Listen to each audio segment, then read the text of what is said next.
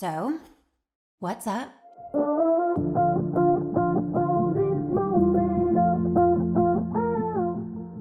Ruby Gillman, Teenage Kraken. Just out of curiosity, am I the only one that felt like this movie kinda came right out of nowhere? I know that DreamWorks had been working on this for several years, but it's just so odd to see they suddenly pop this up without much of a warning. Yes, it is true that in 2021, there was that one report about DreamWorks making a movie called Meet the Gillmans, where a teenager tries to live a normal life in a seaside town while hiding the fact that her family and herself are actually sea monsters. This was actually a great idea for a charming animated film. When Pixar did it with Luca, so obviously changes had to be made to not look like they're indirectly copying off of others while keeping the project on a low profile. It wouldn't be until a couple of years later when Universal finally presented what DreamWorks had in store with their next feature after the acclaim that they've gotten from their previous two films. However, here's the weird part for me. They officially announced Ruby Gillman in mid-March of 2023, just 3.5 months before the movie's scheduled release. Of course, this may totally not be the case here, but when a studio gives a movie only a handful of months to market itself from announcement to release, that's a bad sign that the studio doesn't have much faith that this movie will be a hit with audiences. Then again, I'd love to be proven wrong on that, so that's why I'm going into a deep dive into this picture and see if this Kraken is guarding a hidden treasure. So now that the Universal gods released the Gillman, will it turn out to be as mighty as a Kraken? Or is this movie more cracked than anything? Let's find out. The story. The good news is that DreamWorks found a way for the movie to not seem like a copy of Luca. Actually, if there is a Pixar movie this could be compared to, it would have to be Turning Red. Especially with Ruby wanting to live her life as a regular teenager, but discovers her family's secret that she can transform into a giant creature. This comparison alone isn't a bad thing, as it could serve as a good template to tell a fun-filled and interesting teenage story. The bad news, however, is the difference between Turning Red and Ruby Gillman. Where the Pixar film created a strong tale about adolescence and embracing your imperfections, the DreamWorks movie is not quite sure of what it wants to be. The biggest issue with the feature is that it doesn't have focus in terms of what this movie is all about. And instead of choosing one narrative or one prominent theme to retain as the core of the picture, it simultaneously wants to be so many things. It wants to be a coming-of-age tale, it wants to be a wacky comedy, it wants to be a superhero-style flick, it wants to be a mainstream family film. It wants to try so much all at once, yet it ends off biting off more than it could chew. Address the crowd! I think I am having a panic attack! And that is exactly how watching this movie feels. There's so much going on and it is presented in such a loud and bombastic way that I feel like I was getting anxiety from trying to catch up with the film and hoping that it could calm down so that I could have a moment to process what I was experiencing. And because the story feels like a continuous clash of its own multiple goals, none of them step up to help salvage the whole picture. Yes, there can be a few aspects that are good about them, but they always get overlapped by its own flaws. Deep within its own troubles, there is a good message about being true to who you are and how being yourself is better than being normal. I'll even say that this movie would have significantly improved if it got rid of those other aspects in favor of focusing more on that heart, especially to give more time for the audience to get to know the characters. And yet, not enough time was spent on that. So the whole cast falls flat, and the emotional core fails to make itself engaging. What else lives there? I know. Monsters. And those monsters want to hurt Krakens like us. This is where we belong. Oceanside is our home. As for the other parts of the plot, the comedy side is a complete failure. With its over-the-top cartoony style, everything feels forced and more annoying than enjoyable, resulting in whatever times that it wants to be funny to end up barely getting any form of an emotion out of the viewer. I'll even say that not once did the movie make me laugh. Maybe there were a few times that I find to be cute, But there is nothing here that I think is unironically humorous. Oh, we're not lying. We're just omitting. Yeah, okay. And remember, If anyone asks, we're from Canada. And then there's the superhero side. Yes, I consider it superhero-like because, in a way, Ruby becomes a super being that gains all these superpowers so that she can use them in a climactic battle in the end. I'll give it that it does supply some solid world building, and I do like how it plays with the mythos of krakens, with how they are now the guardians of the seas. There was some creative effort put into that.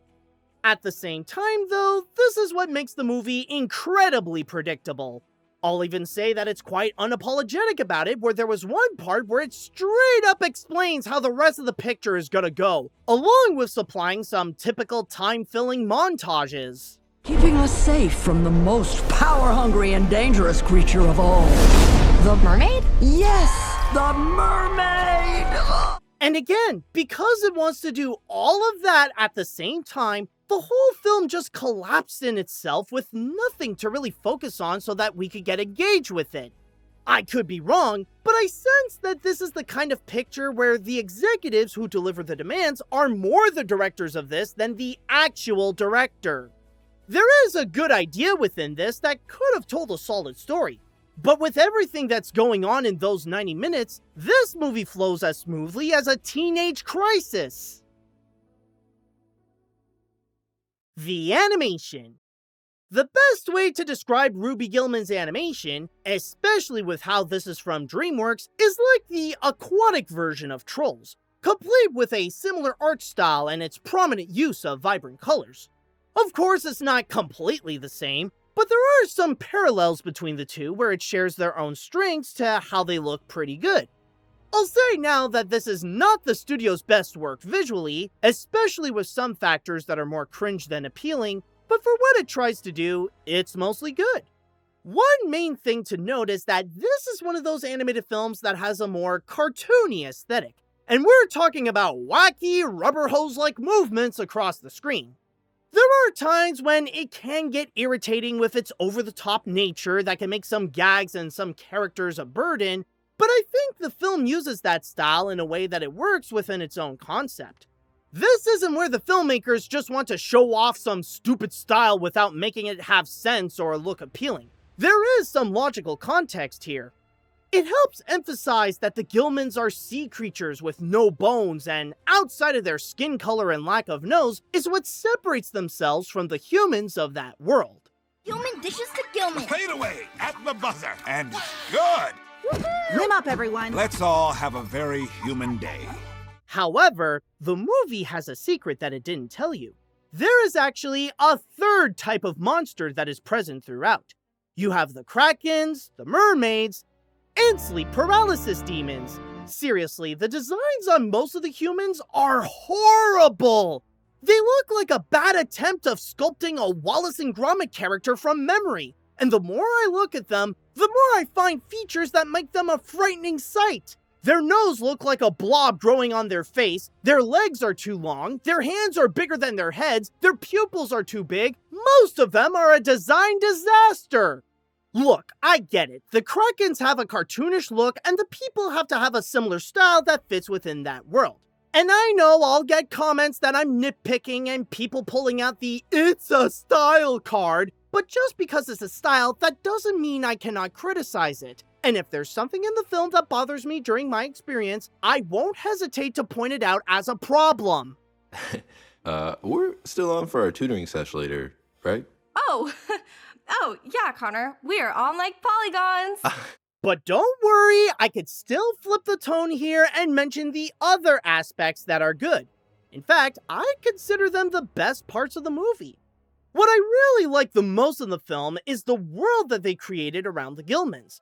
One notable trait about the environment is how it is colorful everywhere, using the color palette to show how life is thriving both on land and in the ocean, giving it a side where there are some things in the film that are pretty to look at and emphasize the kid-like fantasy to make the environment seem fun to be in.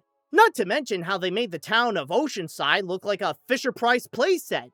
Sounds weird, I know, but it oddly adds to the childlike wonder to the immersion. But once you go underwater with Ruby, that's when the film gets really interesting. The colors remain strong, but now through the use of bioluminescence, and the Kraken's lair is presented as a well-structured underwater kingdom. In fact, just from the look of the backgrounds, I can tell that they purposely made the Krakens feel like they got their stuff more in order than the humans. Your mother never told you you were royalty? The women in our family have the mighty power to turn into giant kraken. And like I said, there is a literally big climactic battle in the end, and I won't spoil anything, but I will say that it does look cool, and despite watching this feeling like a chore, I'll admit that I did get engaged at that part. Safe to say that I was not blown away by this as DreamWorks' last picture, but I'll give it that when the animation gets it right, it did a good job. The characters. Much like the story, the movie has more characters than it could possibly handle. And because of its overwhelming quantity and trying to give each of them a notable part, it results in just about everyone to lose their opportunity to fully present their personalities. The same can be said about the voice acting. As much as they may try to give life to their roles, the materials they were given are so cluttered that even their talents can't do much to provide any charisma or something to remember the characters by. We are here in DreamWorks. Preach! We are recording Ruby Gillman, Teenage Kraken. Starting our round here is the Teenage Kraken herself, Ruby Gillman. Among all the characters, she is the one who has the most development, as she tries her best to be a normal teenager who blends in with the crowd, but then learns about her family origins and that she is much more different than she could ever expect. In a way, yes, she is the typical teenage protagonist trope with how she tries to figure out who she is with a mix of the chosen one with her newfound role as the princess of the Krakens. Then again, she's not the worst of those characters, despite her generic writing. When she can, she does carry a bit of the film's heart to present how much her family means to her, even with that massive secret that they kept to themselves. And I still feel like a freak. I just want to be Ruby Gillman, normal teenager. Ugh, boo. Where's the fun in that? Also, there's her mother, Agatha. It's her decision for the family to blend in with the humans and to never go in the water, despite the fact that they live right next to the ocean, which makes her logic very counterintuitive. But at the same time, she knows about where her family comes from, to which when Ruby finds out firsthand, their relationship and trust for one another is put to the test with the secrets that they kept from each other. Marine Biologist Quarterly? Oh, Ruby, you're still reading this trash? Humans don't know everything about the ocean? Mom, there's a whole world down there that I have never seen. Also, there's Grandmama, the queen of the ocean, who wants to train Ruby to be the next to take the throne. She has a hard time to forgive Agatha to want to live amongst the humans instead of taking her role as a Kraken.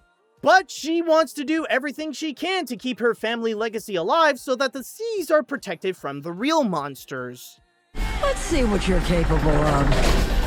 Body armor. Laser eyes! How do you shut them off? Almost. As for the rest of the family, I'll just say now that anyone who is a comic relief are not only mostly pointless, but are also excruciating to watch. Characters like Arthur, Sam, Brill, or Gordon Lighthouse are the type that think that being loud and obnoxious is a personality trait, and because the film fails at performing comedy, their purpose renders them aggravatingly useless. Time for the Gordon Special! Surprise! It's a bomb! Oh, we should get going. Or, die. Your call. Also, due to the large cast, there are several others that could have been fun to watch, but their roles have been reduced to minor tropes with little significance, such as Ruby's friends and her crush Connor, who I guess her love comes from the fact that there is someone in her school that looks less like a human than her. And then there is the fan favorite Chelsea, the popular pretty girl in the school who is actually a mermaid, and one of the few people I could tolerate to look at without the need to hold a crucifix to protect my life.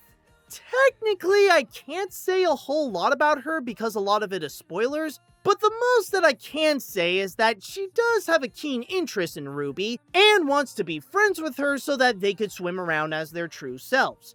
The rest, however, let's just say that the marketing already revealed her true intentions, so I don't think she'll be shocking anyone with her twist. In fact, just from the clips that I presented on this review alone, you probably have an idea of what Chelsea is actually up to. I know your secret. You're a Kraken hiding as a human. I really gotta go now.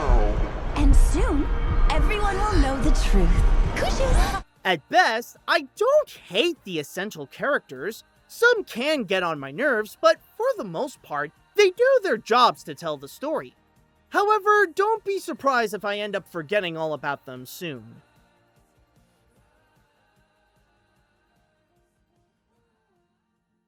Remember back in 2022 when DreamWorks movies were becoming popular again, and the boost in quality that they gave to the bad guys and Puss in Boots: The Last Wish felt like a possible return to how they were in their glory days?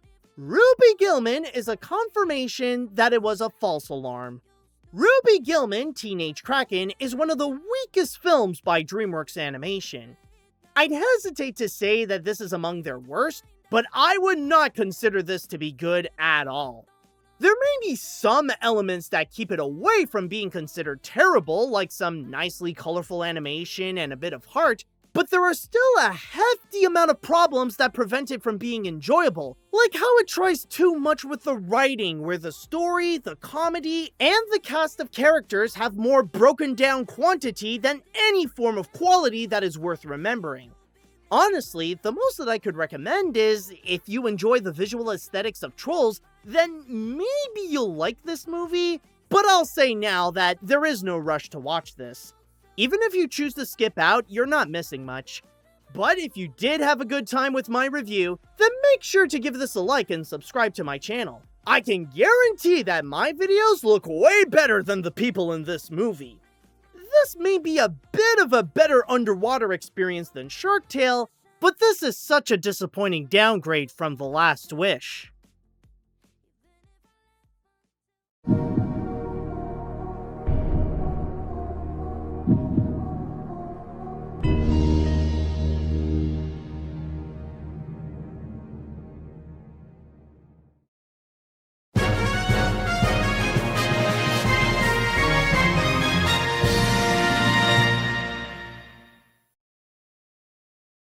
I think I am having a panic attack!